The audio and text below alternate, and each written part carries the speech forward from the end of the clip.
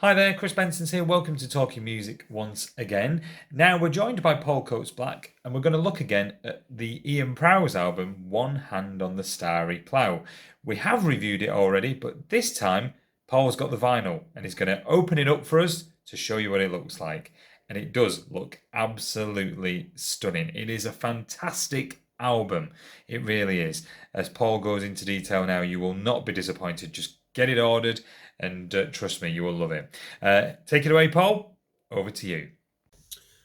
Good afternoon. Welcome to Talking Music with Chris Benson. My name is Paul Coates-Black. I'm going to join you today to do a re-review of something that I reviewed earlier on in the year. So Chris and I, we reviewed back in January the forthcoming release from Ian Prowse, which was an album called One Hand on the Starry Plough. Now this was due to come out in February. It did. We did the review. It's on Chris's site. Have a look at that for a listen to the music. The reason I'm re-reviewing it is because it's here. So originally the plan was that the album was going to come out in February. Unfortunately, as some of you will be aware if you are vinyl aficionados, there was problems at the pressing plants. There's been huge delays due to lack of production. So this has ended up being 3 months out. Now it's just arrived. I've opened the packaging, but I haven't actually opened the LP yet to have a look at it. So 10 tracks on the album. It's a stunner. His albums just get better and better. Chris and I both went and saw him in January. No, we didn't. We saw him in April in Leeds, and wow, fabulous gig. Well worth checking out. There are a few more dates which I'll be going on to shortly, but yeah, beautiful album cover artwork, as you can see. I don't know where the cover is. I know Ian is a big fan of Howarth and the Brontes, so it kind of looks like that he's out there on Howarth, but stunning with a sort of purple sort of imagery of the celestialness. And as you can see, I'm wearing the accompanying t-shirt as we speak. Again, equally beautiful backprint with the man himself there. I have to say, he's older than me, but he's got a fine head of hair as Mr. Prowse. So let's have a look at the contents. I'm just going to point out this is coloured vinyl, and certainly the way it looked from the website, it looked like it was going to be a thing of beauty. Now I'm always very careful, so I use a craft knife to get into my albums. So we will just slide this down the side, he says, optimistically, and hopefully not cut myself. Yep, here we go.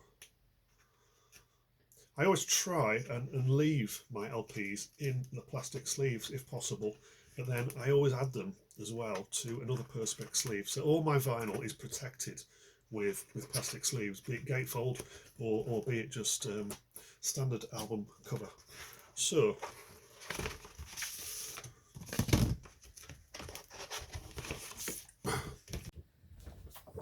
as I was saying, there's this beautiful book booklet that comes with it. Decent sized booklet. You've got all your credits in there as to who was responsible for different songs.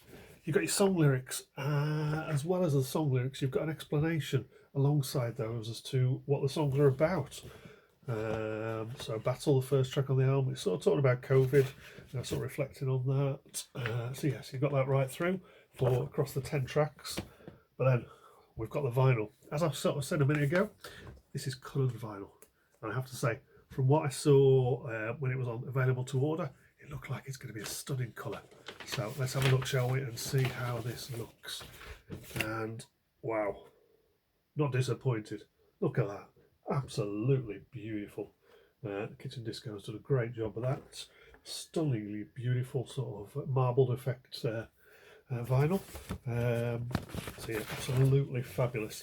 It's a great album. Highly recommend it. You can order the album on LP, limited quantities of that. It's still available at present. Also the CD from Ian's website, which is amsterdam-music.com.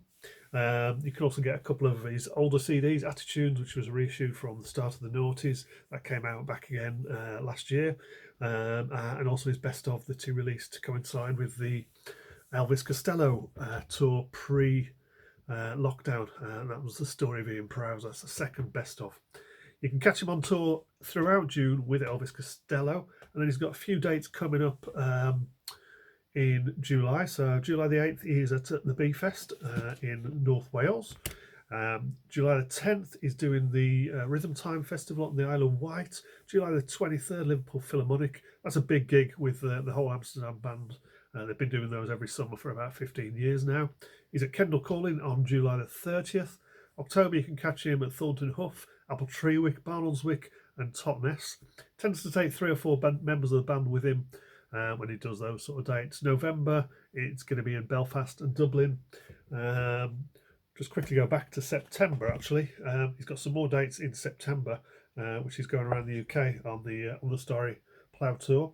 So you can catch him in Brighton, Portsmouth, Leicester, Halifax, London, Birmingham, Sunderland, and Manchester between September the 9th to September the 24th. So check that out before. As per usual, all roads lead to Liverpool for the last decade. The big Christmas gig, Liverpool O2 Academy, this year is going to be the 10th of December. Full 14-piece band, and there's always going to be some great performances, great crowd. So try and get to that. I'll be there again this year. Usually myself and my wife, we've been doing it the last few years, and hopefully this year we'll have to take a few friends along with us. So that is it for Ian Prowse. Great album. Look back at the other review earlier on the year. Check him out online, and please go and buy it. Highly recommended. Take care for now.